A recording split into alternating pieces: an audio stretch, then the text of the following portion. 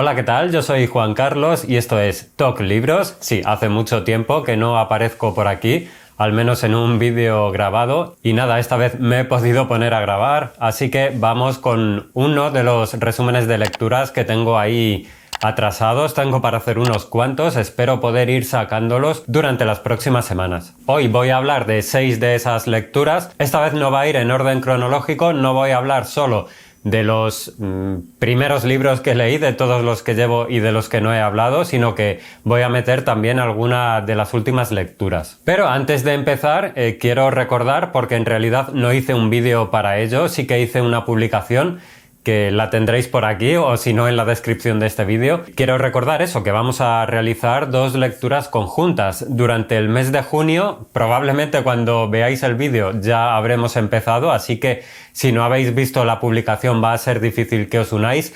Pero bueno, estamos leyendo La mucama de Omi Kunle de Rita Indiana. Durante el mes de julio nos iremos a Perú para participar en la iniciativa de nuestra amiga Claudia de Mis ganas de leer, un peruano en julio.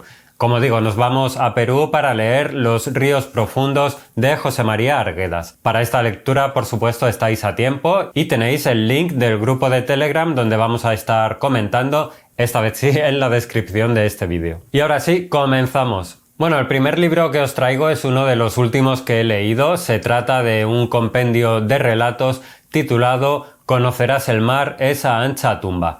El autor es José Luis Pascual. Sí, es mi hermano gemelo. Bueno, como he dicho alguna que otra vez, él se está formando como escritor desde hace ya mucho tiempo.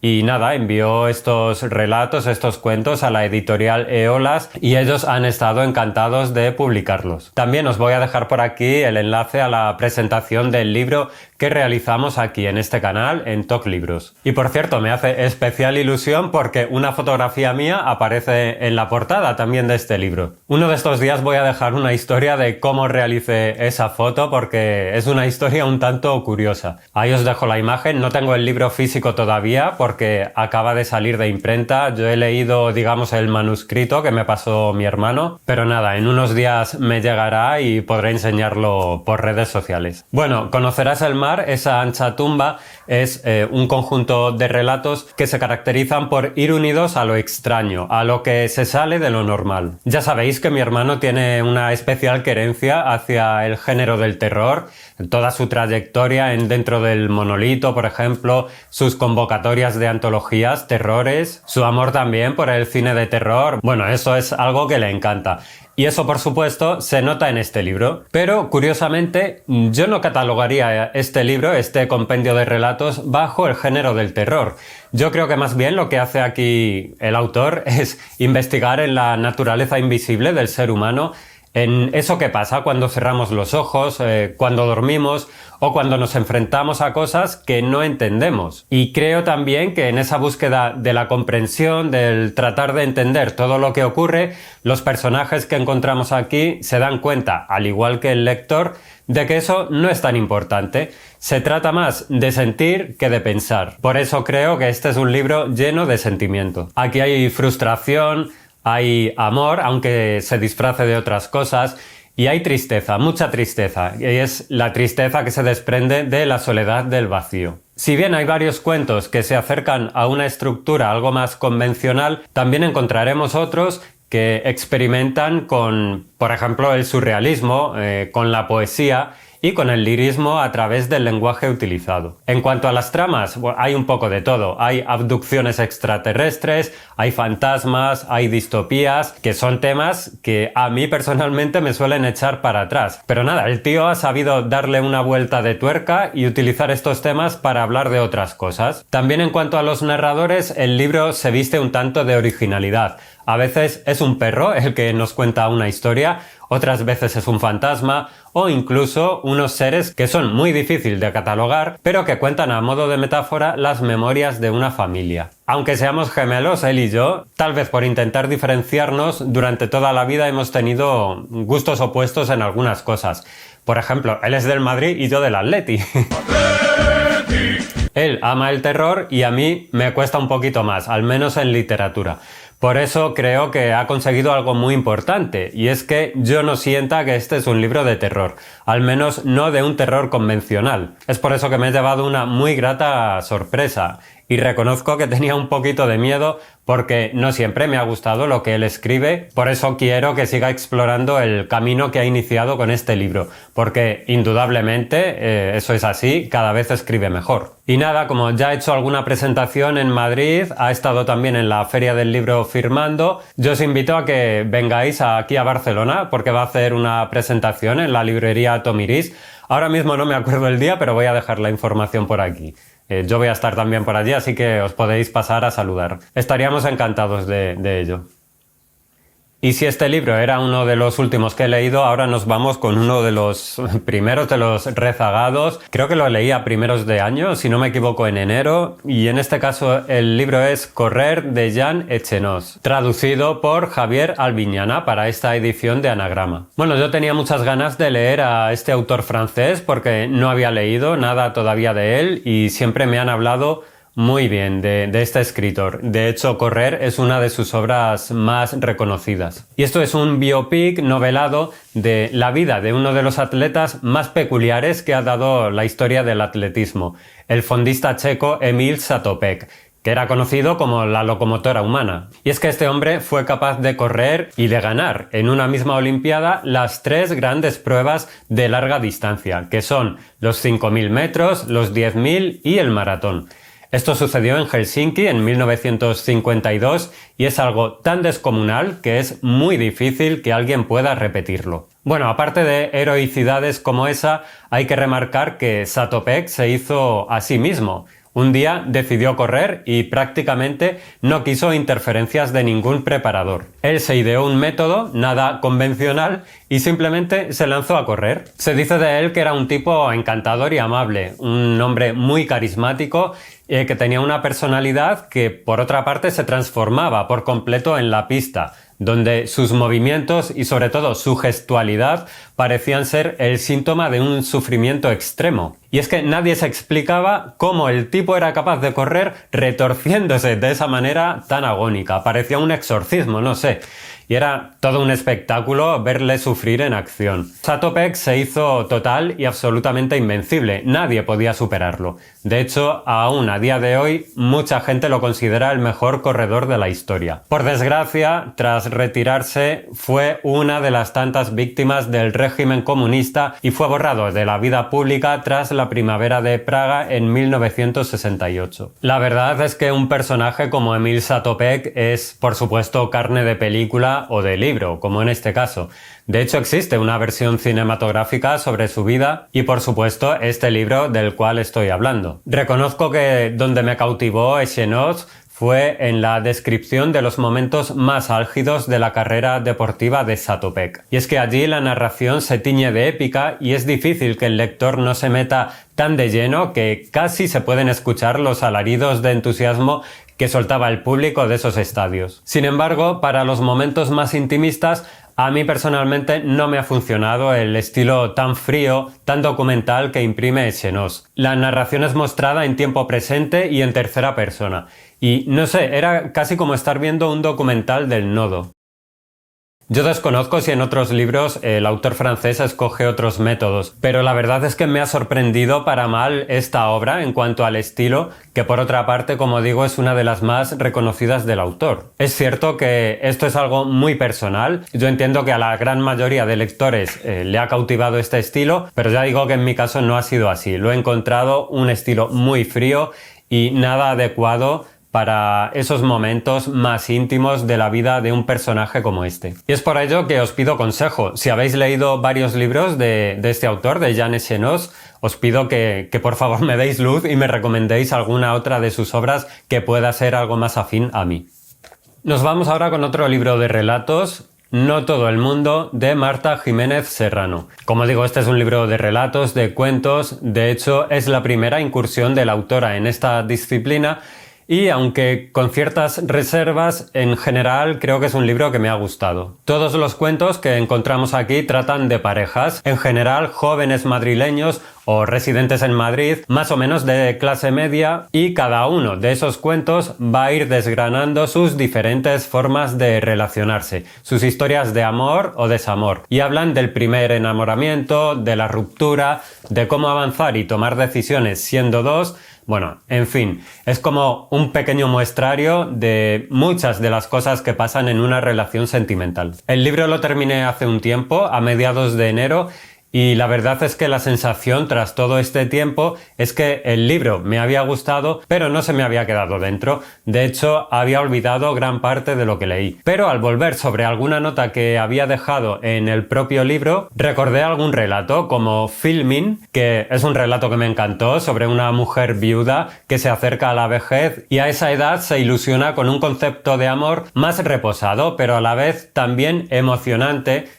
a través de las películas de esa plataforma de Filming. O también otro relato que me gustó y que ahora mismo recuerdo es el de la relación entre un chico y una chica que pertenecen a diferentes clases sociales. Esto me parece curioso y me hace reflexionar sobre los procesos de mi propia memoria.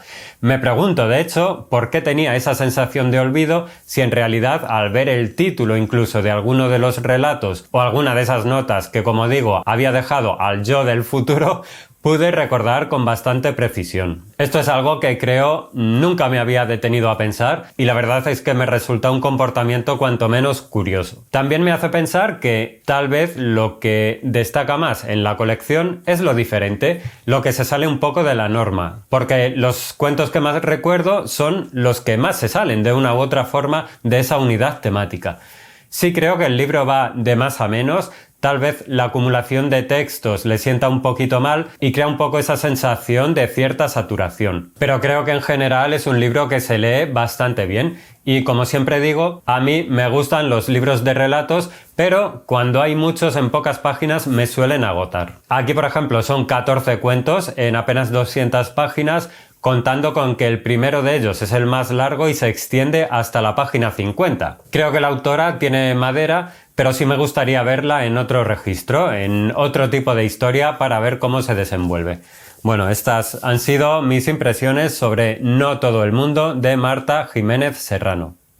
También hace un tiempo leímos por aquí en lectura conjunta un libro viajando a Argentina. Se trata de Zama, de Antonio Di Benedetto. Esta es la obra más reconocida también de su autor, el argentino Antonio Di Benedetto, y está considerada como una de las más importantes novelas del siglo XX. Esta novela nos adentrará en lo que es una colonia española en Paraguay en pleno siglo XVIII, y allí encontramos a Diego de Zama, que es un funcionario de la administración española que está destinado allí y que anhela y espera una reubicación para encontrarse con su esposa que está en Buenos Aires. Esto se convierte en el símbolo de la frustración de todos aquellos que esperaban ascender en esa jerarquía colonial, ya que ese traslado no parece llegar nunca. Y la verdad es que, contado así, tal vez diréis, pues vaya aburrimiento parece este libro, ¿no? Pues sí, pero no.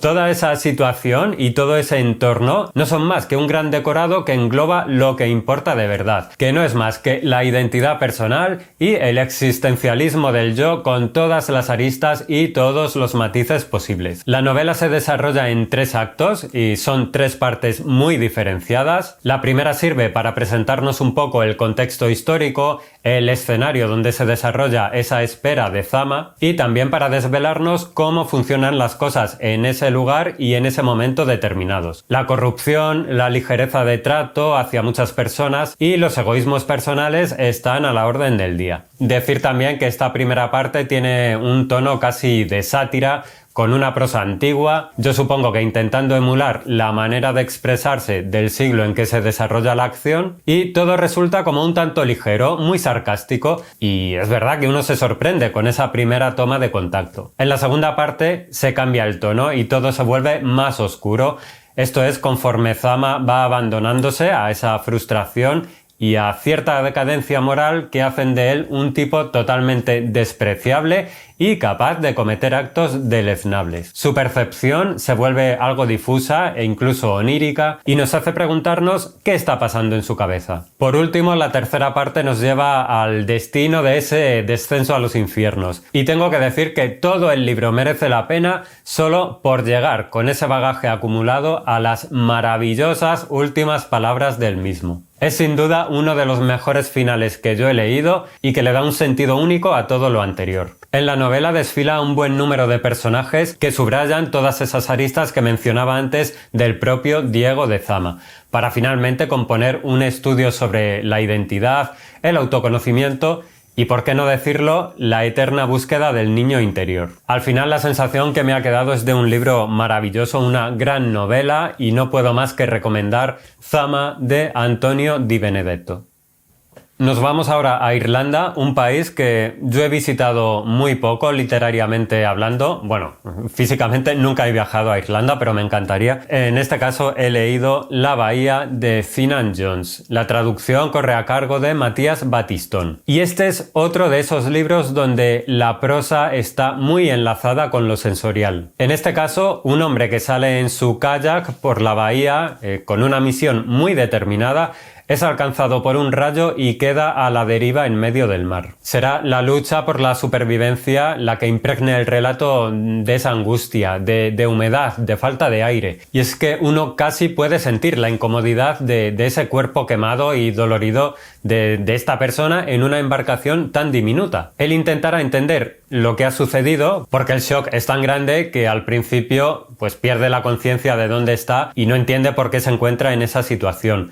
Lo que logra el autor es que un entorno calmado y de grandes dimensiones como el mar se vuelva un ente opresivo del que es muy difícil escapar. Por medio de pequeñas acciones, diminutas pero que requieren de un esfuerzo tremendo, enorme, el protagonista intentará todo por regresar con su familia. Es muy interesante también la dicotomía que se logra en esta novela con el fuego y el agua. El fuego representado en el rayo que ilumina el mundo, pero tiene un enorme poder de destrucción, y el agua como ese mar que alberga vida, pero que también tiene la potestad de quitarla. Finan Jones parece un autor que da muchísima importancia a la naturaleza en toda su extensión, y aquí mezcla lo externo de la misma, que sería el entorno y el escenario donde se desarrolla la acción, con lo que tiene también de instintivo en el ser humano, que vira hacia su parte más animal, en el buen sentido de la palabra, cuando se trata de afrontar situaciones que requieren algo que excede lo que nos vuelve en realidad seres sociables. Una curiosidad es el cambio continuo en la narración, en la voz narrativa,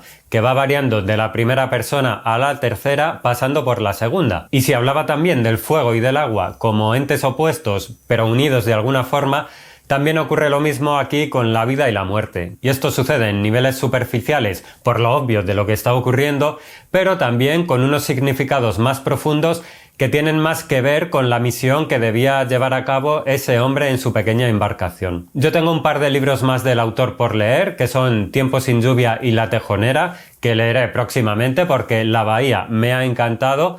Y además decir que Chai ha anunciado que en breve publicará otro libro de este autor, de Finan Jones, así que muchísimas ganas de seguir con este autor.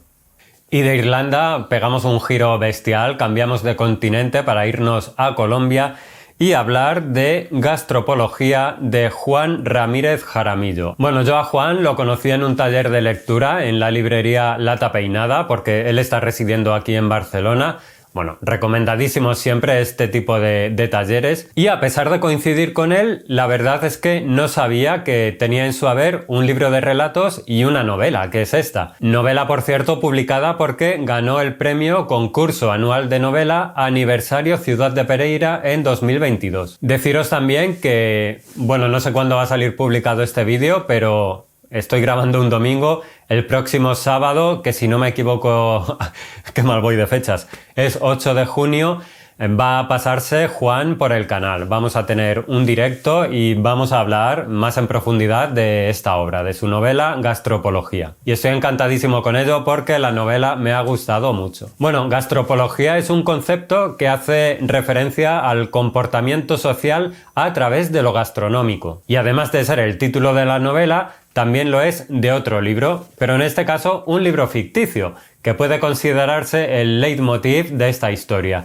Y es un texto que trata de elevar el acto de cocinar al territorio de lo sublime. Ahí es donde entra en juego Leopoldo, que es un curador de arte que lleva al pie de la letra las instrucciones que existen en gastropología, para de esa manera mezclar comida y arte. Un detalle que no es menor, Leopoldo es caníbal. Sí. Eso no me lo esperaba. Bueno, no estoy haciendo demasiado spoiler porque esto se desvela ya en las primeras páginas y esto es una característica personal de un personaje hedonista, rebosante de cinismo, ególatra y un manipulador irremediable. Un tipo tan despreciable como a la par encantador. Bueno, el autor se mueve como pez en el agua por lo difuso, o más bien por lo inconcreto tal vez. Y es que la novela puede parecer un thriller, pero no lo es. Puede parecer una historia sobre el arte, un tanto truculenta, pero tampoco lo es, aunque un poco sí. Yo creo que toda la novela es una gran ironía que podemos tomar de varias maneras. Pero lo más importante es que la percibamos. Como la percibamos, nos va a hacer disfrutar de lo lindo. ¿Por qué? Pues porque en esa amalgama hay un poquito de todo. Hay un menú muy bien servido y perfectamente maridado. Juan tiene un humor negro finísimo que me ha hecho reír en varias ocasiones y también sorprenderme con las sentencias, sobre todo de Leopoldo. Aquí hay historias de amor, o más bien de encaprichamiento, hay personajes que se tienen que enfrentar a su imagen en un espejo distorsionado de la realidad. Hay, por ejemplo, también una fase del libro que nos muestra la correspondencia entre Leopoldo y Luciana, que es otro personaje y que me parece una delicia esa fase. Y bueno, creo que al final también se puede percibir una gran reflexión sobre la creación artística, sobre la originalidad y la diferenciación sobre los demás y sobre cómo uno se enfrenta a ese proceso creativo y dónde también pone los límites. Como digo, Gastropología es una novela que he disfrutado y me ha gustado mucho y vuelvo a deciros, os emplazo a ese directo que tendré con el autor, con Juan Ramírez Jaramillo, el sábado 8 de junio. Voy a dejar el enlace a ese directo que ya está preparado en la descripción de este mismo vídeo. Y nada más por mi parte, como he dicho al principio, espero ir sacando estos resúmenes de lecturas más pronto que tarde, porque no quiero seguir acumulando tarea, quiero ir sacándolo y bueno, ya veis que no estoy apareciendo con la regularidad que me gustaría, pero no me olvido de vosotros, de vosotras y de vez en cuando sigo volviendo por aquí. Decidme en comentarios por favor qué os parecen estos libros si los habéis leído o qué os han parecido mis impresiones. Siempre estoy encantadísimo de leeros y contestaros. Un abrazo gigante, enorme para todo el mundo, muchas gracias por el continuo apoyo y nos vemos en un próximo vídeo que espero sea muy pronto. Chao.